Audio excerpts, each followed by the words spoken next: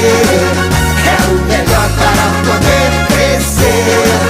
Comer, comer, comer, comer, é o melhor para poder crescer.